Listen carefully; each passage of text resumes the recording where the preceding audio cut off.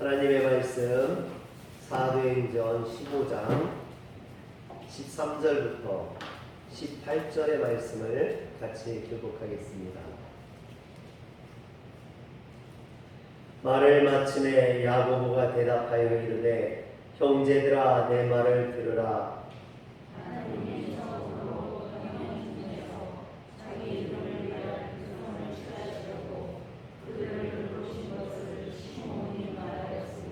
선지자들의 말씀이 이와 일치하도다 기록된 바 이후에 내가 돌아와서 다윗의 무너진 장막을 다시 지으며 또 그 무너진 것을 다시 지어 일으키리니 이는 그 남은 사람들과 내 이름으로 일컬음을 받는 모든 이방인들로 주를 찾게 하려 함이라 하셨으니 주께로부터 이것을 알게 하시는 주의 말씀이라 하는 바 같으니라. 아멘. 할렐루야. 오늘도 주의 전을 찾은 우리 성도님들에게 하나님의 은혜와 성령의 충만한 역사가 있기를 주의 이름으로 축원합니다. 제1차 예루살렘 공의회의 주제는 주님을 영접한 이방인에 대한 할례의 문제였습니다.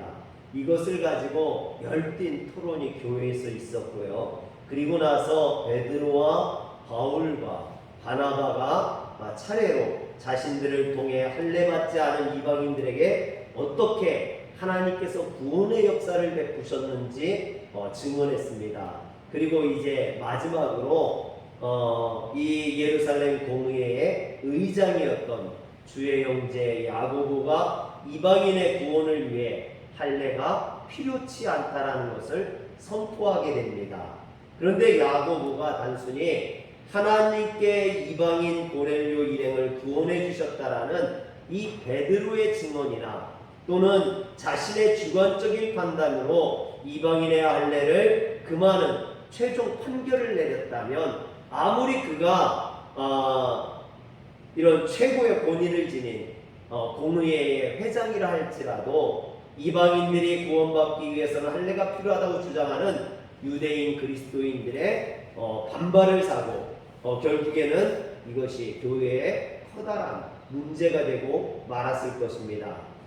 그래서 오늘 말씀에 보면 야고보가 이렇게 판결을 내리게 된 그 근거에 대해서 말씀하는 것을 보게 됩니다. 그래서 우리가 읽은 13절부터 15절까지는 바로 이런 야고보의 판결의 근거를 설명합니다. 먼저 야고보는 15절에 보면 선지자들의 말씀이 이와 일치하도다 했습니다. 여기서 선지자들의 말씀이라는 것은 곧 하나님의 말씀을 의미합니다. 하나님께서 이방인 고넬료 일행을 구원해 주신 사실을 입증했던 베드로의 증언이 하나님께서 선지자들을 통해서 주신 말씀과 정확하게 일치한다, 똑같다 이런 뜻입니다. 그래서 여기서 일치하다에 쓰인 헬라어 동사가 심토호네오라는 말인데 함께라는 뜻을 가진 쉰이라는 말과 소리를 내다라는 뜻을 가진 토호네오라는 말이 합쳐져서 된 합성어입니다. 그래서 뜻이 함께 같은 소리를 낸다 이런 뜻이거든요. 즉 선지자들이 내는 말과 지금 베드로가 하는 말이 똑같다라는 거예요. 그 얘기는 뭡니까? 선지자들이 했던 하나님의 말씀이나 베드로를 통해서 하는 그 말이 다 하나님의 말씀이라는 것이죠. 그렇다면 베드로의 증언이 하나님의 말씀 가운데 도대체 어떤 하나님의 말씀과 같으냐라는 것을 우리는 살펴볼 수 있어야겠죠. 베드로가 했던 그 증언들이 다 하나님이 하신 말씀과 똑같다. 선지자들이 했던 말과 똑같다면 베드로가 했던 말들이 분명히 선지자 누군가 어떤 선지자든지 말을 했다라는 거죠. 그래서 오늘 말씀 16절에서 18절의 말씀이 아모스 9장 11절에서 12절의 말씀과 일치하는 것을 보게 됩니다. 한번 아모스 9장 11절에서 12절을 한번 볼까요? 저 교독하겠습니다. 그날에 내가 다윗의 무너진 장막을 일으키고 그것들의 틈을 막으며 그 허물진 것을 일으켜서 옛적과 같이 세우고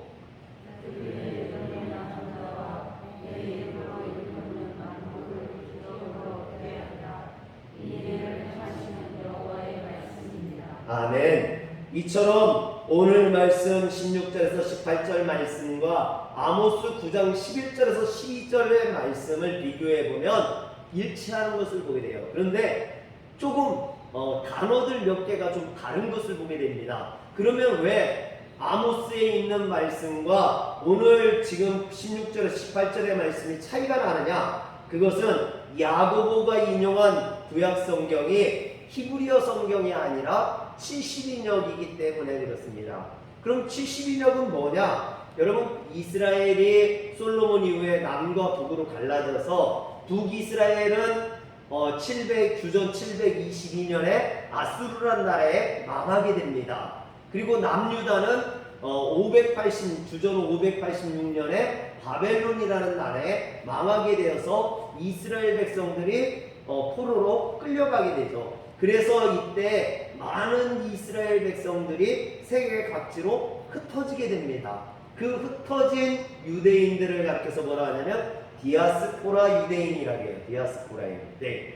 이 유대인들이 나라를 잃어버리고 세계 각지로 흩어졌는데 이 흩어진 유대인들은 그 정착한 곳에서 그 정착한 곳의 문화와 그곳에 있는 언어를 사용하게 되죠. 그런데 이 근동지방이 주전 4세기부터 헬라어를 쓰기 시작했어요. 당연히 흩어진 유대인들도 히브리어가 아니라 헬라어를 쓰기 시작했습니다. 오늘 우리가 갖고 있는 이 구약 성경은 히브리어로 쓰여졌고요. 그래서 신약 성경은 헬라어로 쓰여져 있어요. 그런데 이 헬라 문화권에서 사람들이 살다 보니까 히브리어를 잃어버리는 거예요. 여러분, 나라가 망하니까 언어도 망하게 되는 거죠. 그래서 히브리어가 사어가 됐어요. 죽은 언어가 되어버렸습니다. 그러니까 히브리어를 쓰지 않으니까 이 유대인들이 하나님께서 자신들에게 주신 구약 성경을 읽어야 되는데 이 히브리어를 잃어버리는 거죠.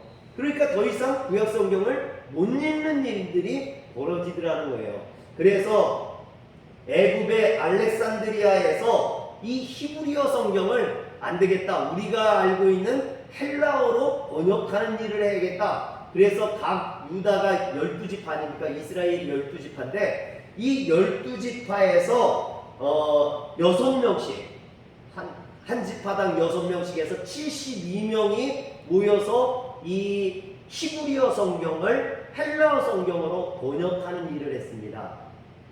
그래서 이 번역해진 성경을 70인역이라고 해요. 히브리어 성경을 헬라어 성경으로 번역한 성경이에요. 오늘 야고보가 지금 주의 말씀, 하나님의 말씀을 인용하면서 아모스 9장 11절 12절을 인용하면서 히브리어 성경을 인용하는 게 아니라 바로 이 헬라어로 번역한 70인역으로 인용을 하는 거예요. 왜? 지금 그곳에 와 있는 많은 이방인들을 위해서, 이방인들이 히브리어 성경을 모르니까 이방인들도 읽을 수 있는 헬라어 성경인 70인역으로 그들에게 이야기해 줌으로 인해서 그들이 잘 알아들을 수 있도록, 즉 이방인들을 배려한 그런 행동이라고 볼 수 있는 것이죠. 예루살렘 고무의 의장이었던 야고보가 이방인의 구원과 관련된 할례에 대한 최종 판결을 내리면서 히브리어 성경을 인용하지 않고 이처럼 이방인이 알 수 있는 헬라어 성경을 인용해서 그들에게 말하고 있다는 거죠. 그런데 16절에 보면 이후에 내가 돌아와서 다윗의 무너진 장막을 다시 지으며 또 그 허물어진 것을 다시 지어 일으키리니 했습니다. 여기서 보면 하나님께서 다윗의 무너진 장막을 다시 일으킨다고 했습니다. 이것은 역사 속에 사라져버린 정치적인 옛 왕이었던 다윗 왕조를 다시 일으키겠다라는 말이 아닙니다. 그러면 이건 뭐냐? 다윗의 후손으로 오실 예수 그리스도를 예표하는 거죠. 즉 예수 그리스도를 통해서 이 땅의 하나님 나라, 곧 하나님 나라를 대변할 수 있는 그 하나님의 교회를 세우실 것을 이야기하는 것입니다.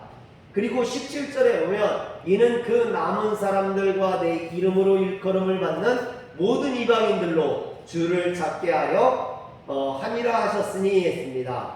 하나님께서 예수 그리스도를 통해 이 땅에 세우실 교회는 이스라엘에 남은 유대인들뿐만 아니라 하나님께서 택하신 모든 사람들, 이방인들을 포함한 유대인들을 포함한 모든 세계 만민을 위한 그런 나라가 될 것이다, 교회가 될 것이다 라는 것을 직접 천명해 주신 거죠. 그런데 18절에 보면 즉 여호와로부터 이것을 알게 하시는 주의 말씀이랑과 같으니라 그랬습니다.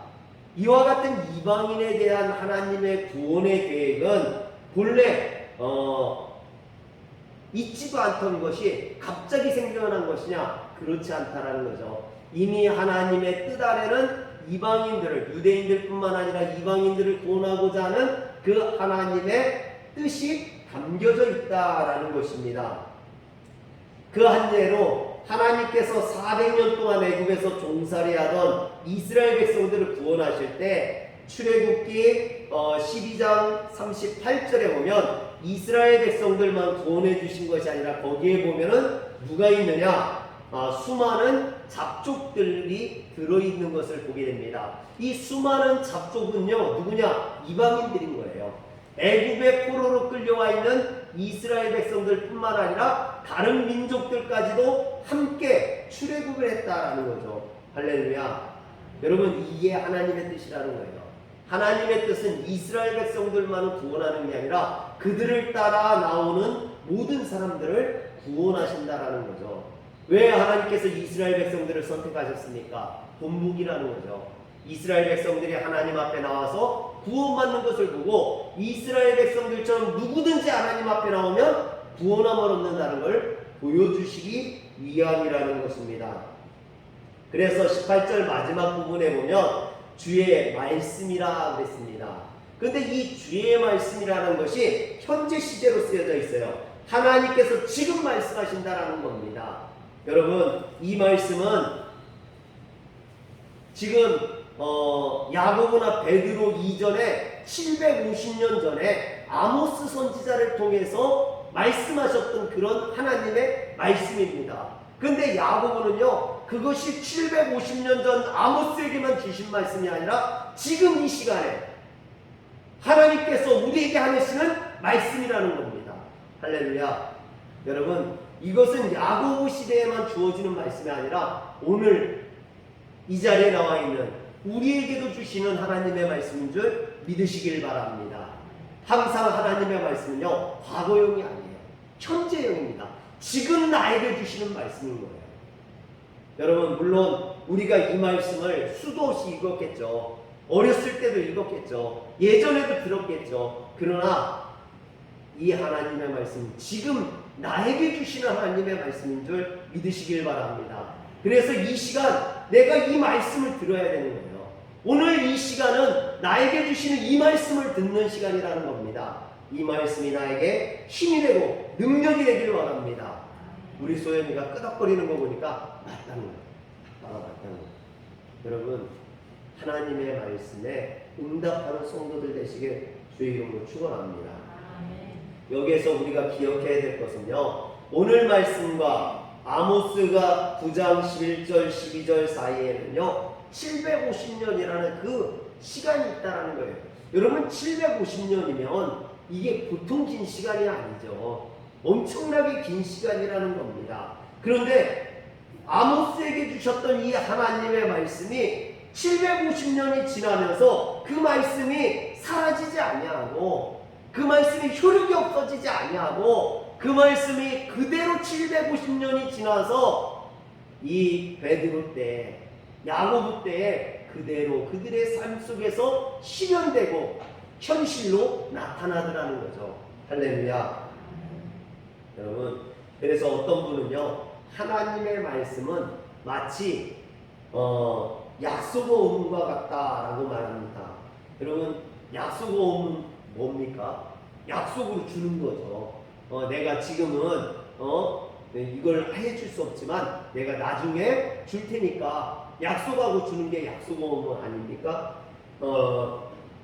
그 약속어음이 우리에게 주어졌다는 거예요. 하나님께서 이 이스라엘 백성들을 향한 약속호흡을 주셨다라는 거죠. 근데 그 약속호흡이 750년 만에 이루어졌다라는 거예요. 750년 만에 그것을 들어주셨다는 거죠. 그래서 하나님께서 아브라함에게 주신 약속도 보면요, 여러분 현찰이 아니라는 거예요. 현찰은 뭡니까? 지금 당장 쓸 수 있는 거. 현찰은 지금 당장 어디 가서도 뭘 살 수 있잖아요. 그러나 이 약속호흡은 만기가 돼야 되는 거예요. 지금 당장 쓸 수는 없지만 그 약속의 기한이 되면 쓸 수 있는 겁니다. 오늘 아브라함에게도 하나님께서 내가 너의 본토 친척 아비집을 떠나서 내가 지시한 땅으로 가라 했습니다. 그 땅을 내가 너희 주고 네 자손을 하늘의 별처럼 땅에 물의 알처럼 많게 해주시겠다 했어요. 그런데 아브라함이 가나안 땅으로 갔다고 이 아브라함에게 땅이 주어졌습니까? 안 주어졌어요. 자손이 주어졌습니까? 안 주어졌어요.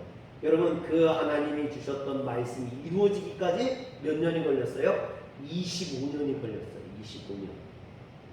하나님의 말씀이 약속어음으로 25년짜리 약속어음으로 주어진 거예요. 지금 당장이 아니라 그 시간을 참고 인내하고 기다려야만 했던 거죠. 25년을. 여러분 이스라엘 백성들이 애굽에서 고통당할 때 하나님께서 내가 너희들을 불러 내가 약속한 땅 가나안 땅으로 너희들을 들어 인도할 것이다 라고 약속해 주셨어요. 그 약속하고 이스라엘 백성들이 가나안 땅에까지 들어가는데 몇 년이 걸렸습니까? 40년이 걸렸어요. 여러분 하나님의 말씀이 지금 당장 이루어지는 게 아니라 그 말씀이 이루어지기까지 40년이라는, 결국 이스라엘 백성들에게 주어졌던 하나님의 말씀은 40년짜리 약속과 같다라는 거죠. 뿐만 아니라 하나님께서 선지자들을 통해서 이 땅에 그리스도 메시아를 보내주실 것이다 라고 예언했어요. 근데 그 예언이 있고 예수님이 오시기까지 몇 년이 걸렸냐면 400년이 걸렸어요. 하나님께서 선지자들에게 주었던 메시아에 대한 예언이 성취되기까지 400년, 즉 하나님의 메시아에 대한 약속의 말씀은요 400년짜리 약속 어음이었던 거죠. 여러분 사랑하는 성도 여러분, 하나님을 믿는다고 하는 우리는요 언제나 하나님 앞에 지금 당장 내가 지금 당장 사용할 수 있는 걸 달라고 그래요. 현찰을 달라고 그래요. 지금 당장 내가 어디 가서든지 써먹을 수 있는 그걸 달라고 해요. 근데 하나님은 우리에게 현찰을 주시지 않아요. 항상 약속을 주신다는 거예요. 약속의 말씀을 주신다는 거예요. 그 약속의 말씀을 믿고 그것을 가지고 있는 사람들은, 이 하나님의 약속의 어음을 갖고 있는 사람들은 그것이 25년이 될 수도 있고 그것이 40년이 될 수도 있고 그것이 400년이 될 수도 있고 그것이 750년이 될 수도 있어요. 그러나 중요한 것은 그 약속의 어음이 반드시 이루어진다는 거예요. 그것이 언젠가는 반드시 쓰임받게 된다는 거예요. 사용하게 된다는 거죠. 할렐루야. 얼마 전에 친한 형하고 통화를 하는데요, 주변에 누군가가 이렇게 바람을 집어넣어가지고 요즘 말들이 많아요. 그 비트코인을 샀대요. 이거 돈 된다고 사라고 막 쫄라가지고 샀대요. 근데 그리고 나서 이게 똥값이 됐어요. 완전히 떨어졌어요. 그래서 제가 막 웃으면서 하나님을 믿는 사람이 말이야, 하나님을 믿어야지 그런 말 믿고 그런 거 사냐고. 그래서 어떻게 했냐고 그랬더니 지금 장롱 속에 잘 넣어놨대요. 언젠가는 올라가겠지 그러고. 여러분 그런 어떤 어음들은요 망할 수 있어요. 휴지 조각이 될 수도 있어요. 부도나버리면 끝나버릴 수 있어요. 그러나 하나님의 말씀은 부도나지 않습니다. 하나님의 말씀은 절대 휴지 조각이 되지 않습니다. 하나님의 말씀은 언젠가는 그것이 역사해지고 정말로 현실 속에서 나타나고, 여러분 그것을 가지고 믿고 보관하고 있는 사람들에게는 그 말씀이 능력이 되는 날이 반드시 오는 줄 믿으시길 바랍니다. 그래서 우리가 하나님의 약속을 믿을 때요, 당장 하나님 지금 당장 지금 당장 나에게 현찰을 주세요. 나에게 눈에 보이는 어떤 것들을 보여주세요. 여러분, 그게 아니라 약속의 말씀을 귀하게 여기시길 바랍니다. 제가 이제 사야하고 믿음에 대해서 얘기를 많이 해요. 사야가 믿음에 대해서, 신앙에 대해서 좀 부정적인 생각을 갖고 있거든요. 목회자 자녀이기 때문에 신앙이 좋을 것이다. 그렇지 않아요. 여러분, 의심하고 걔도 이제 거부하고 막 이러거든요. 이런 사야에게 늘 하나님의 말씀을 이야기하다 보면 늘 이런 반대적인, 반항적인 그런 모습을 보일 때가 많아요. 그러면 제가 타일러요. 하나님의 말씀은 이러이러한 거야. 그러면은 사야가 하는 말이요, 아빠, 그러면 왜 하나님께서 지금 당장 여기서 역사해 주셔가지고 뭔가를 막 내가 믿을 수 있게 보여주셔야지. 하나님 막 나타나서 뭔가를 해주셔서 그러면 내가 믿을 거 아니야. 근데 왜 하나님은 안 보여주시느냐는 거예요. 왜 안 보여주시냐. 그래서 제가 그런 말도 했어요. 예수님께서 십자가에 못 박히실 때 그 십자가에서 뛰어내렸다면, 그 십자가에서 로마 군병들을 다 죽여버렸다면 오히려 사람들이 예수님을 진짜 하나님의 아들이라고 믿었을 것이다라는 거죠. 그러나 하나님의 뜻은 그게 아니라 십자가에서 죽으심으로 인류의 모든 죄를 담당하셨다는 거죠.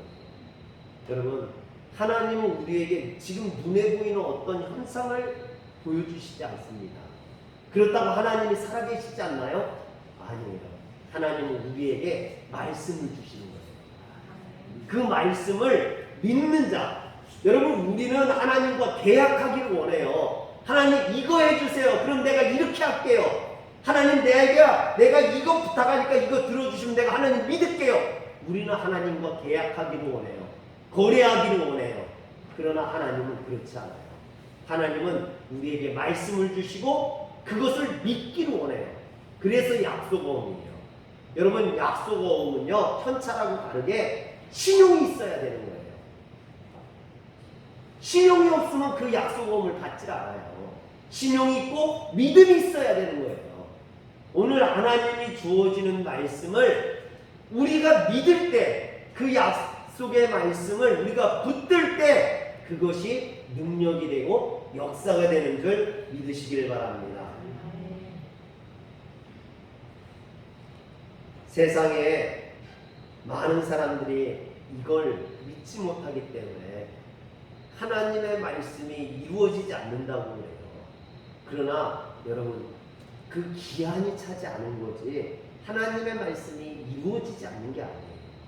여러분, 분명히 하나님이 약속하신 기한이 되면 그 약속의 말씀이 이루어지는 줄 믿으시길 바랍니다.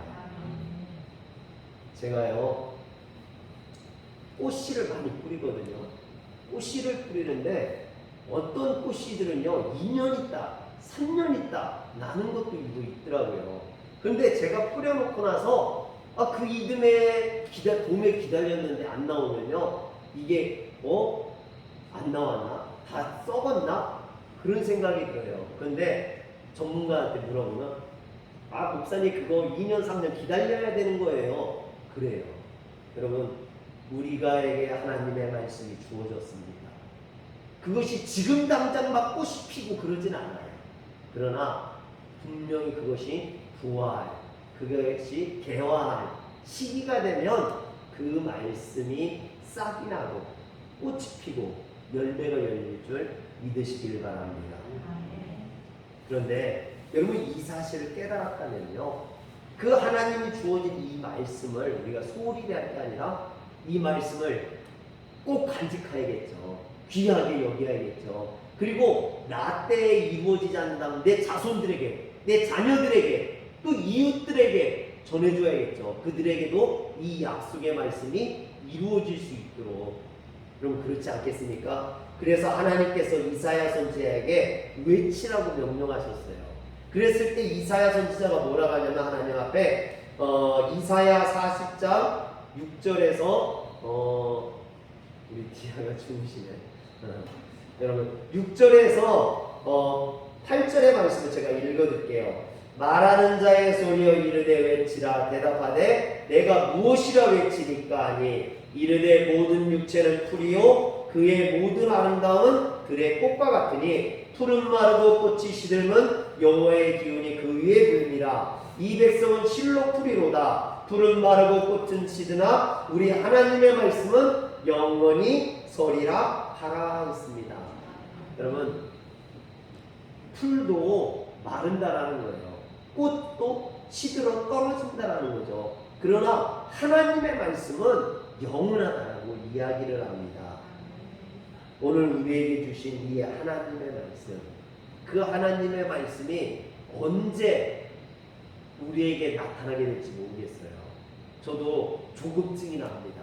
하나님, 분명히 내가 하나님 앞에 온전히 서 있기만 하면, 내가 바른 길을 가기만 하면, 내가 바른 생각을 가지고 정말 하나님이 기뻐하시는 교회가 되기 위해서 노력하기만 하면 분명히 하나님이 축복해 주신다고, 부응하게 해주신다고 약속하지 않았습니까? 그런데 왜 이루어지지 않습니까? 왜 부응하지 않습니까? 조급증이 나요. 그러나 여러분, 저도 기다립니다. 하나님이 약속하신 그 약속이 언젠가는 이루어질 것을, 그리고 그것이 곧 올 것이라는 것을 믿고 기다립니다. 여러분들이 기도하고 소망하는 것들 지금 당장 이루어지지 않는다고 실망하지 마시고 그 말씀이 이루어지기를 기다리며 소망하면서 하나님을 붙드시길 주의 이름으로 축원합니다. 기도하겠습니다. 전능하신 하나님 감사합니다. 하나님의 말씀이 우리에게 그대로 이루어지기를 소망하면서 오늘 하나님의 말씀을 들었습니다. 이 들은 말씀에 아멘을 순종하게 하시고 정말로 하나님의 말씀을 떠나지 아니하도록 주여 붙들어 주시옵소서. 우리 주 예수님의 이름으로 기도합니다. 아멘.